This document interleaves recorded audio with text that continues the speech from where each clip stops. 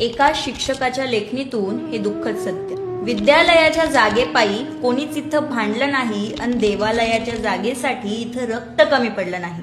माझाच देव मोठा म्हणण्यात रक्ताच्या नद्या वाहिल्या, ज्ञानगंगा कोरडी पडत ओसाड शाळा झाल्या. शाळा अजूनही तशीच पडक्या तुटक्या भिंतींची, गरीब माझ्या देशामध्ये उभी मंदिरं सोन्याची. धर्मासाठी पैशांसाठी अनेक आंदोलने पाहिली, पण शिक्षणाच्या भल्यासाठी कुणी मोर्चा काढला नाही. शाळेमधील दानपेटी भरलेली कधीच पाहिली नाही आणि मंदिराची दानपेटी रिकामी कधी राहिली नाही. शाळेतला पालक मेळावा पालकां वाचून राहून गेला, देवालयात चेंगराचेंगरीत माणूस मात्र तुडवून गेला. विद्येचे ज्ञान देऊन गुरुजी गरीबच राहिला आणि अंधभक्तांचे दान घेऊन पुजारी मात्र धनवान झाला. खरं तर धर्म नावाचं पुस्तक शाळेत कधीच उघडत नाहीत आणि धर्माच्या नावाशिवाय देशात पानही हलत नाही.